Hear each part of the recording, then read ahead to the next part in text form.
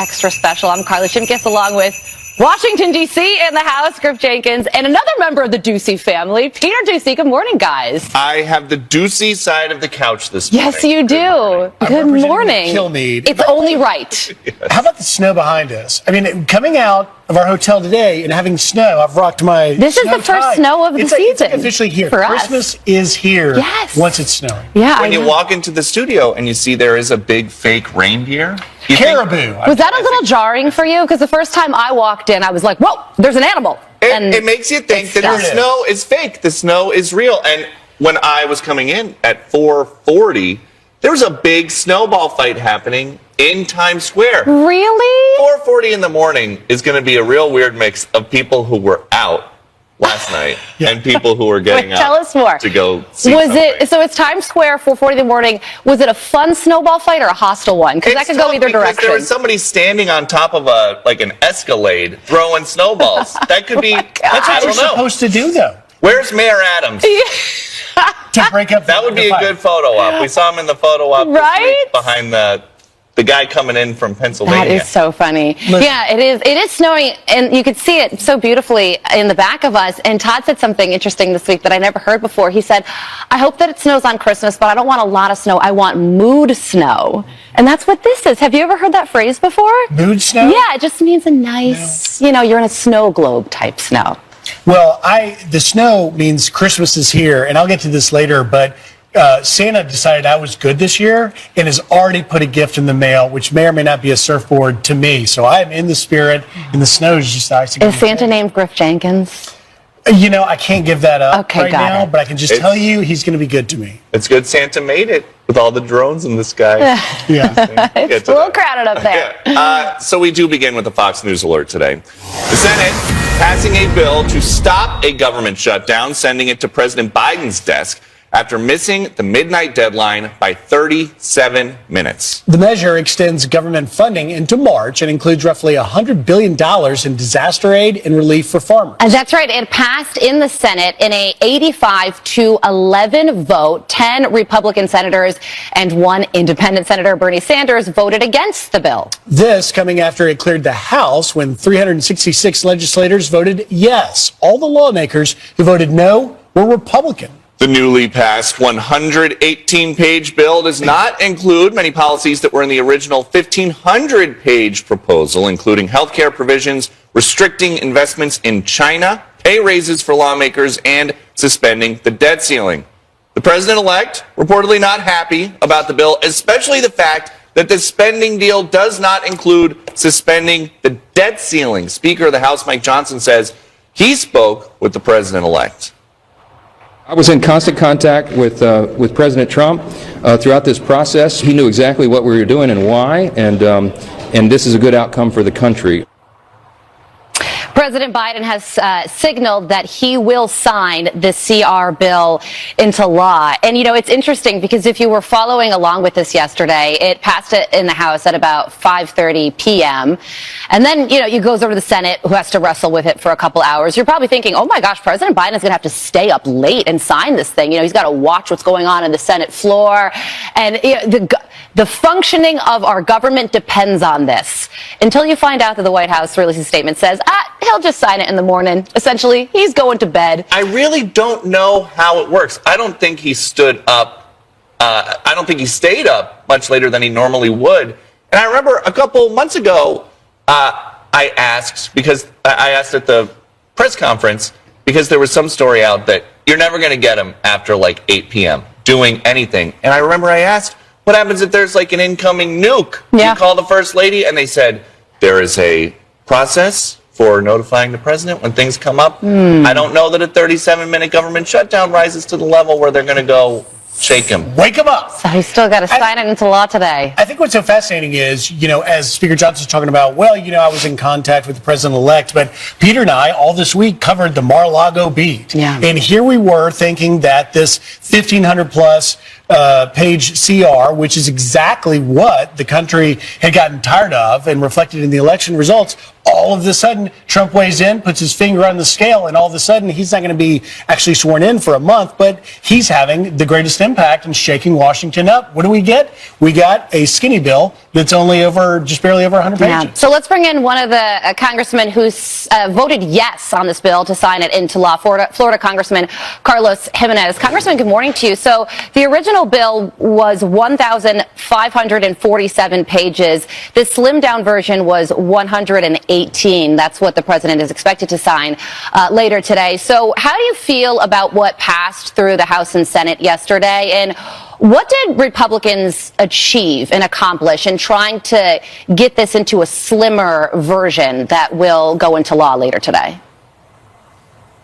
Well, we averted a shutdown of the federal government that wastes money. Believe it or not, when we shut down the government, it wastes money. Why? Because we give federal workers basically a paid vacation when they come back.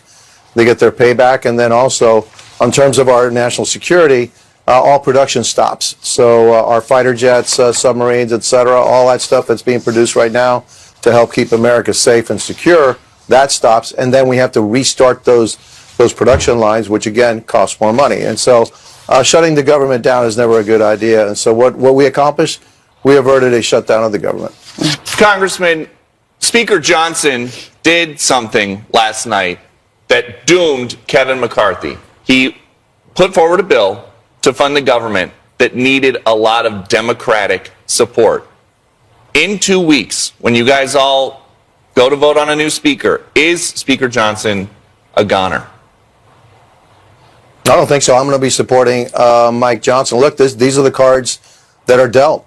If we had sufficient Republicans to pass some bills, we wouldn't need any Democrats. Unfortunately, we can't seem to agree with each other. We had like 30 Republicans that did not vote for this bill. We only have like a 2 or 3 seat majority, and so when that happens, and you have to get something done, and then all of a sudden you got to look over, oh gee whiz, we have to pick up some Democrat votes, then the final bill isn't what we would like, because we have to actually pick up some Democrat votes. And so it actually works against us. And so, yeah, I don't think so. These are the cards that are dealt. What we've learned from ousting Kevin McCarthy was that he was playing those cards about as well as anybody could, and Speaker Johnson's playing those cards about as well as anybody can. Congressman, in the original CR, the debt ceiling wasn't even on the bingo card. President-elect Trump put that in front and center. How do you guys, when you come back, intend to deal with the debt ceiling, and how much of a challenge will that be for you?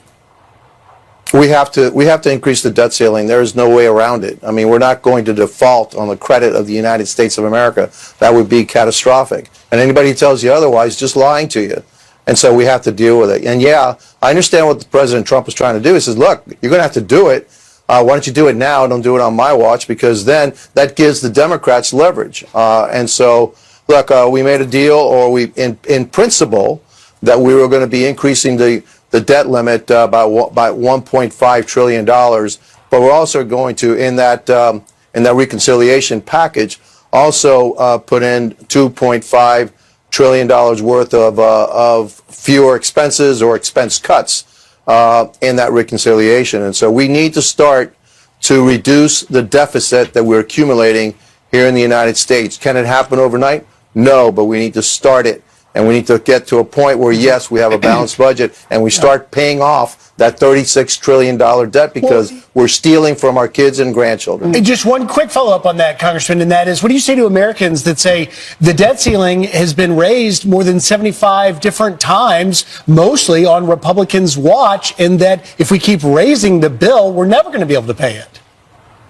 Well, listen, we have to raise the debt limit right now because of the 4 years of President Biden. Okay, most of this stuff is comes after the fact. You authorize it, you appropriate the money, and then you start issuing that money, but that comes later.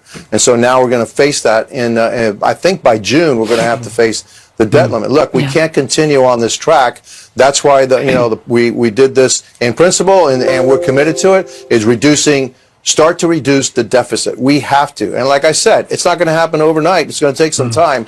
But we got to get to a point where we balance the budget and we start paying off our debt. And by the way, at the end of the day, I'm telling you, the only thing that really is going to allow us to do this, we have to pass a balanced budget amendment in the United States. That'll force us to be disciplined, not only when Republicans are in power, but also when Democrats are in power. And that's the way to bring this debt down and stop stealing from our children and grandchildren. That would be music to anybody's ears. So the next Congress is sworn in on January 3rd, an even slimmer majority than you have right now. But yesterday you did cross the finish line. Congressman, thank you so much for joining us. Merry Christmas. Thanks, Congressman. Have a great celebration with your family. Merry Christmas to you all, too. All right, so one of the things that Donald Trump wants to do when he does enter office in January is get all the criminal, illegal immigrants out of our country.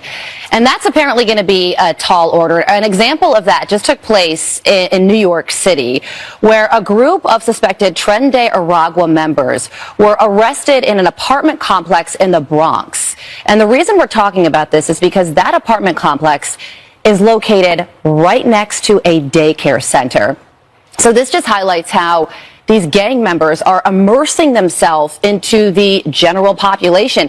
If you have a child that's going to this daycare center, they're walking down the street right next to a suspected gang member. Let's just talk about Tren de Aragua, and obviously I've covered TDA extensively, but what's so fascinating in the larger picture is that, President-elect Trump was vilified going years back, saying that these countries, certain countries, are sending the worst of the worst from prisons. Tren de Aragua started in a prison in Venezuela called Tocaron Prison. Now you've got such a threat, so much so that, and this is all Venezuelan criminal migrants in this gang, so much so that Democrat mayor here, Eric Adams, is like, you know what? Enough. I've had it. I'm getting on board. Congresswoman Nicole Malliotakis, New York Congresswoman, also agrees. Here's some of what she had to say.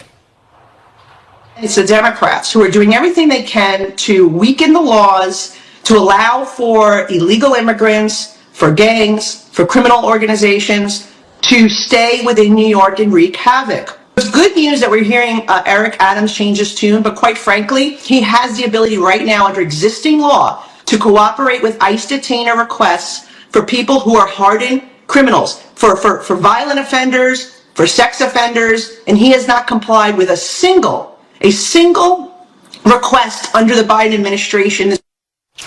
What you're seeing this violent gang do, setting up shop right next to a daycare, that's like what we see these terror groups in the Mideast do. They go set up next to a hospital where they know that the good guys don't want to go have a gunfight. Something else that's really interesting about this, though, they got 22 of these TDA gang members, because one of them, who had been arrested 3 times, was wearing one of these GPS ankle monitoring bracelets. And so we're getting a look at what the day one Trump deportations could look like. They're saying it's cheap to outfit these guys if we can get a bracelet on them. Maybe they will actually start monitoring these folks. They are.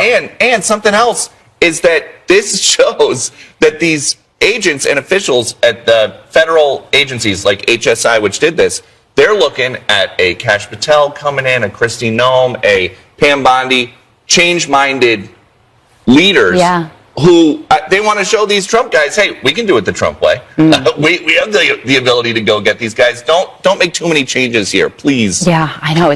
Go ahead. We've got a lot more to talk about this all morning long because they are the incoming administration. I've talked to my sources with Tom Homan and others. They're going to expand that ankle bracelet monitoring for that very reason, Peter, so they can go after them, get them, and we'll see if they can deport them. The other big story this morning, winter storms dumping rain and snow along the I-95 corridor as AAA says a record 119 million people will travel for Christmas this year. Big cities like Boston, Providence, and Philadelphia all impacted. This morning, more than 700 flights have already been delayed. Oh, boy. Yeah, let's turn to Chief Meteorologist Rick Reichmuth with our Fox weather forecast. Hey, Rick. Guys, I just want to look at the shot behind you. It's gorgeous, isn't it? Have you guys turned around? Yeah. Behind you? I feel like I'm in a snow globe. No, it's really beautiful. It's sticking.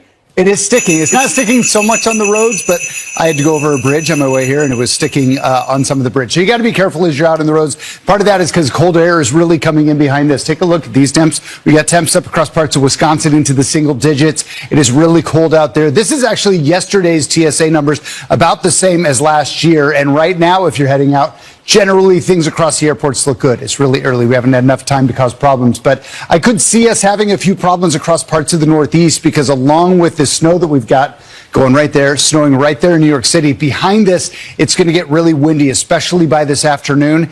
And that wind, by the way, is going to usher in the coldest air we have seen in a long time. Tomorrow morning, guys, look at this. It's going to feel like 10 degrees as you're coming into work tomorrow morning. Is the cold air the Alberta Clipper thing?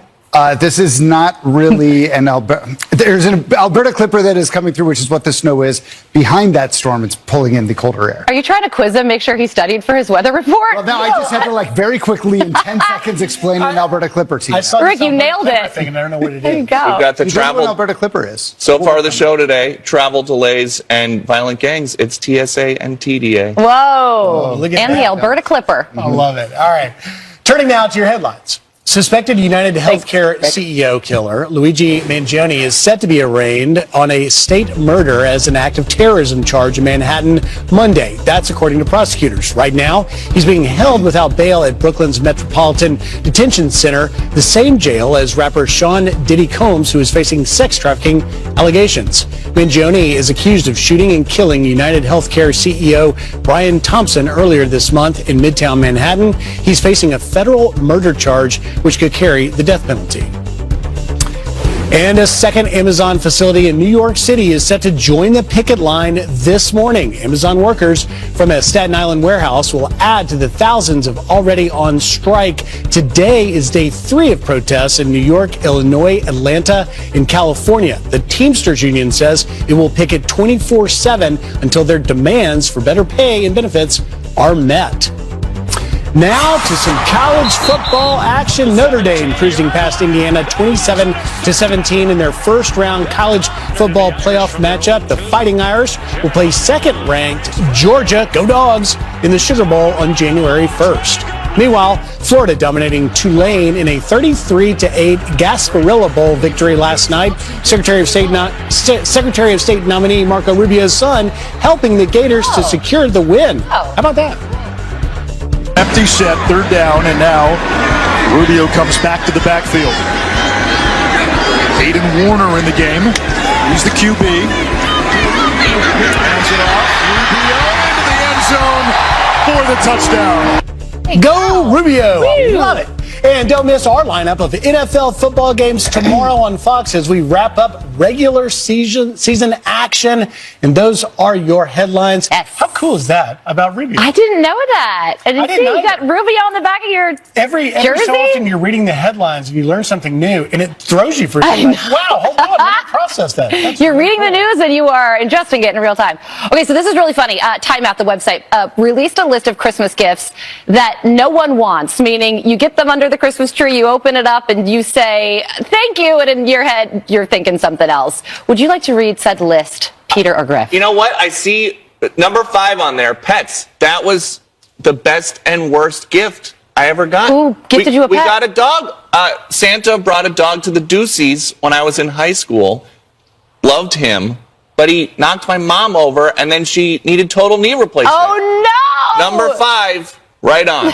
Yeah, Santa needs to check with mom and dad in order to get a pet for Christmas, I'm sure. What about you, Griff? What do you think? Worst gift ever that you've received? Well, Is it on the list? You know, I don't want to call anybody out, so I'm not going to name names when they said we were going to do this talking point. But I will say the worst gifts you get are things you have to put together. Like, I'm not good at putting anything together. Yeah. And so if you give me something I have to put together, particularly if it has multiple stages to put together, Imagine No somebody Legos gifting you for like an Griff. IKEA desk and chairs. You're like, oh my gosh, I hate you. Self-help books is hilarious, too. Some of the stuff on here, though, Kind of an insult. self-help books, exercise, diet related, isn't Gen Z all about the wellness? Yeah, that is true. So maybe they'll be receptive can to we it. just finally mention you're getting not the worst, but the best gift of Christmas, a baby on the way. Yes. And that's already public, right? That's what? That's public Yes, knowledge? it is. It is well, now. now, yeah. My wife and I. boy. Well, my wife is having the baby. Yes, I know, but in April. you're a part of it. Yeah. You must raise this son. Congratulations. We're so excited Thank for you very much. Also underway in the town where the suspect is believed to have lived and worked as a doctor.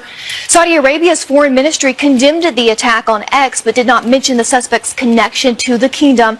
The German chancellor and other officials are expected to visit the scene of destruction today ahead of a planned memorial service at a local cathedral. And now major cities across the world are reportedly taking extra precautions in securing holiday events, including here in New York City, with the NYPD announcing they're deploying extra resources to various Christmas markets across the city. The White House also saying it's been closely monitoring the situation and offering support. And as of now, we are learning that of the more than 60 injured during the attack, around 14 remain in critical condition. So authorities are warning that the death toll could rise even further. So sad. All right, Chanley Painter live for us. Chanley, thank you so much.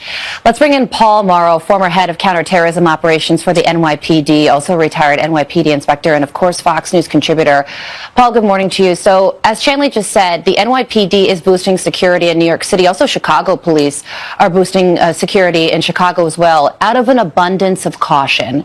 So what does that mean? What is going to be happening today in cities across the country as a result of this attack in Germany?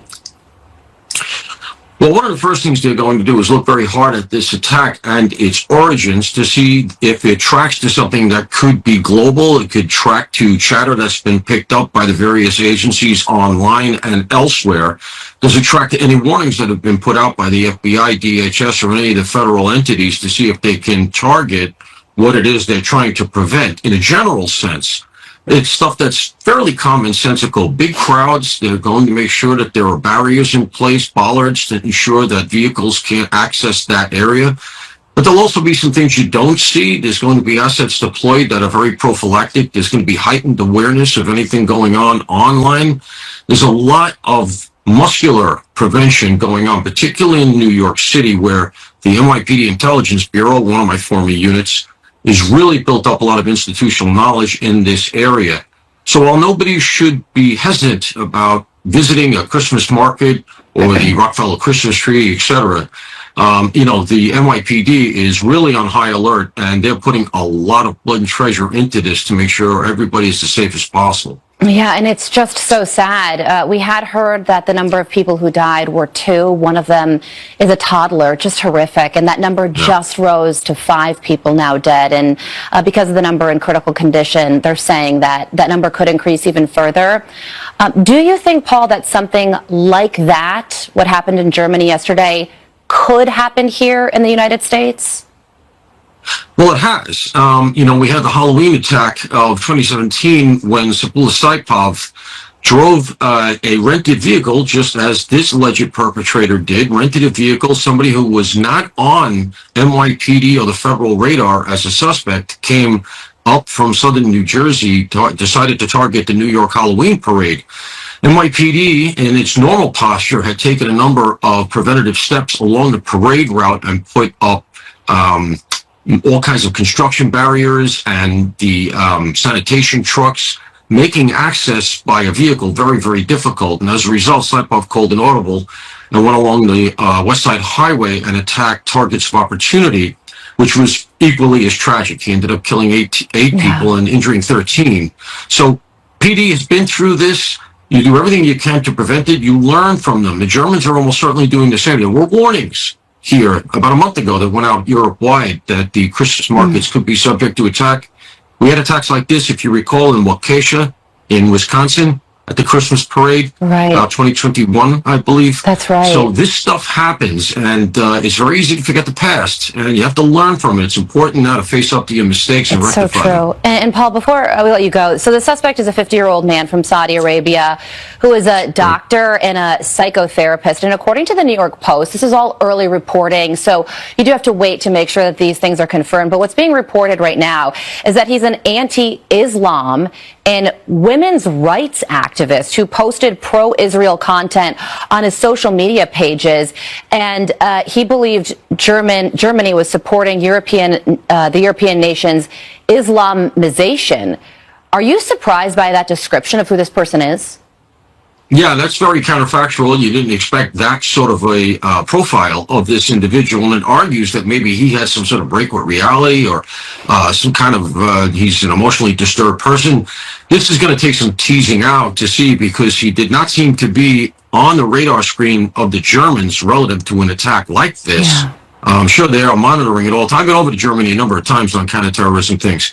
They monitor. You know, they had that big Syrian influx of refugees a number of years ago. They're aware of the threat. Yeah. This guy doesn't seem to track to that threat, and so I'm sure they're looking hard at what went on. It's just horrific, but the NYPD is working hard around the clock to make sure that we are all safe here in the U.S. Paul, thank you so much for joining us. Thank you, Colleen. You're very welcome. All right, chaos averted for now. Lawmakers passing a funding bill just minutes after the shutdown deadline. But where was President Biden through the whole thing? The government funding bill on its way to President Biden's desk after the Senate passed the measure just minutes after the deadline.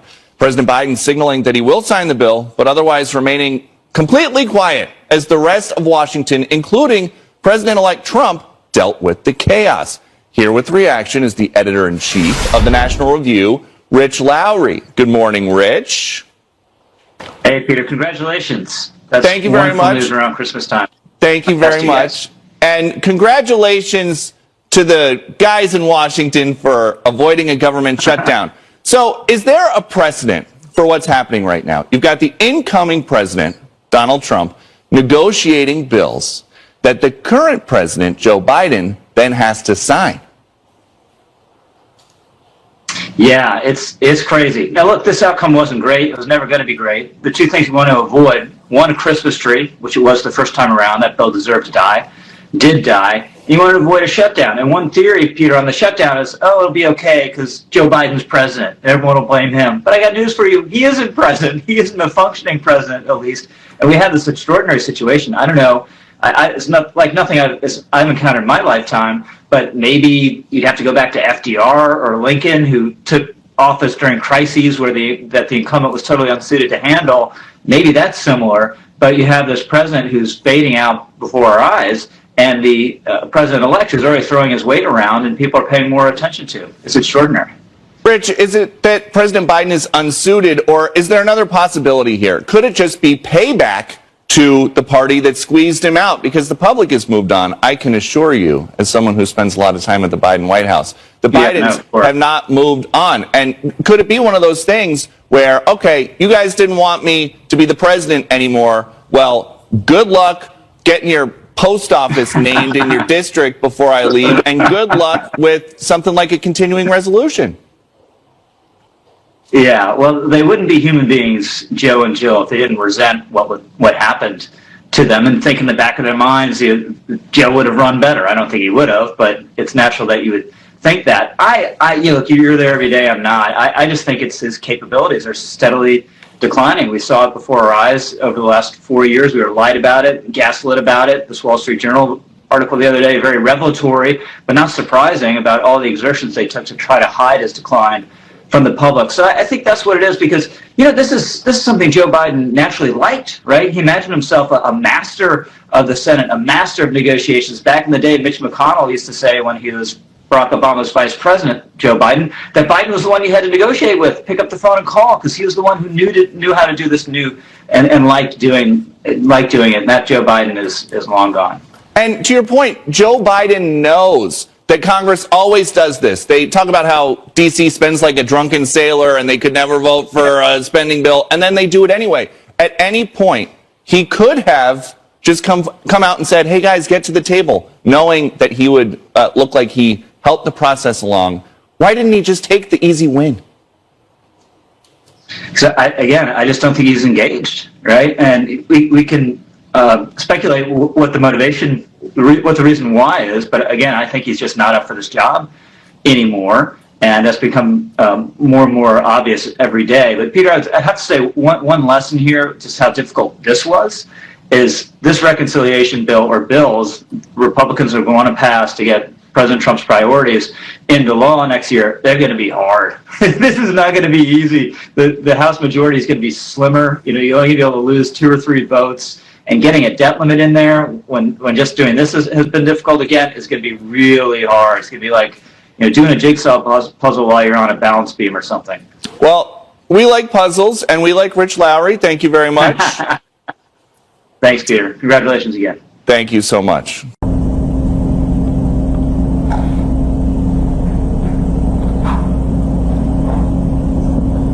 Có cái đầu bùa chứ.